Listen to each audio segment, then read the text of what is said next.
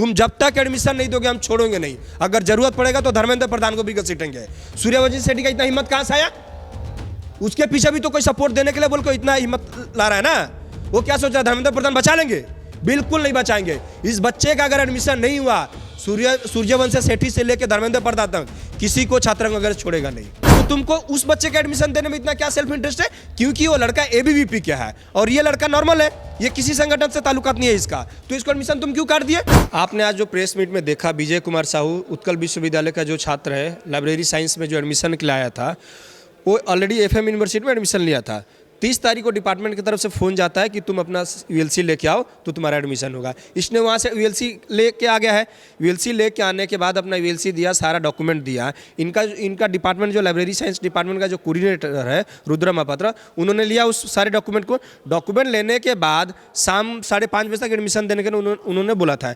Admission नहीं दिए। अगले दिन उसको बोल रहे हैं कि हम लोग सॉरी तुमको एडमिशन नहीं दे पाएंगे, हमको ऊपर से बहुत प्रेशर है। इसने पूछा सर अब मैं क्या करूँ? नहीं कोई टेंशन नहीं है, तुम जहाँ पे पढ़ाई कर रहे थे वहीं पे हम तुमको भेज देंगे।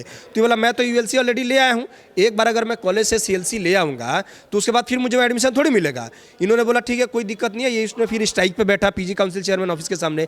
स्ट्राइक पे बैठने के बाद पीजी काउंसिल चेयरमैन के साथ हम लोग का बातचीत भी हुआ था। हम लोग वहाँ पे गए थे बातचीत करने के बाद, तो उन्होंने पहले बात को घुमाया, बोला नहीं 28 तारीख को जो सीएलसी लेकर आया था उसी का एडमिशन करेंगे।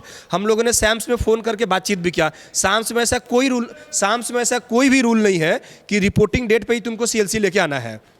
तो सीएलसी के लिए मिनिमम 1 वीक टाइम दिया जाता है, मैक्सिमम 15 दिन भी टाइम दिया जाता है। इसने तो जिस दिन फ़ोन आया था उसके अगले दिन ही सीएलसी ले आया है। सीएलसी लाने के बाद भी एडमिशन क्यों नहीं दिया जा रहा?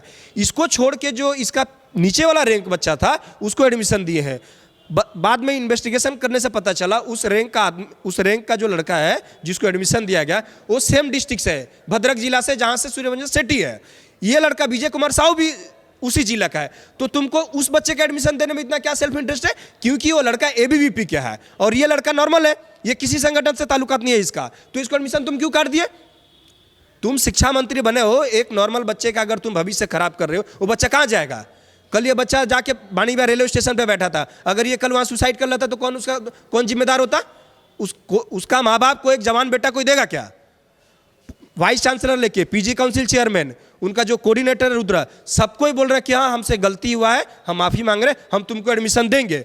उन्होंने सेक्रेटरीट जाके बातचीत करके भी आया था शाम से, उन्होंने लिख के दिया है कि हमसे थोड़ा भूल हुआ है, एक सीट बढ़ाने के लिए हमको परमिशन दो। बाणीबिहार का जो उत्कल यूनिवर्सिटी का जो सिंडिकेट कमेटी है उसमें रूल है कि अगर डिपार्टमेंट से कहीं भूल होता है तो उस डिपार्टमेंट में एक सीट बढ़ाया जा सकता है।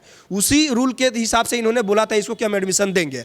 आज 20-25 दिन हो गया, क्यों एडमिशन नहीं दे रहे हो? ये एडमिशन देना ही नहीं चाहते हैं, इन्होंने भूल किया है। और मैं बता देना चाहता हूँ, हम इस बच्चे का एडमिशन जैसे भी करके करवाएंगे। और छात्र कांग्रेस तो शपथ लेके रखा है, तुम जब तक एडमिशन नहीं दोगे हम छोड़ोगे नहीं, अगर जरूरत पड़ेगा तो धर्मेंद्र प्रधान को भी घसीटेंगे। सूर्यवंशी सेठी का इतना हिम्मत कहाँ से आया? उसके पीछे भी तो कोई सपोर्ट देने के लिए बोल को इतना हिम्मत ला रहा है ना। वो क्या सोच रहा है धर्मेंद्र प्रधान बचा लेंगे? बिल्कुल नहीं बचाएंगे। इस बच्चे का अगर एडमिशन नहीं हुआ, सूर्यवंशी सेठी से लेकर धर्मेंद्र प्रधान तक किसी को छात्र वगैरह छोड़ेगा नहीं। जदि आपंको आम भिडियोटी भल लगा तेब आम चैनल को लाइक, शेयर और सब्सक्राइब करने को जमा भी भूलु नहीं।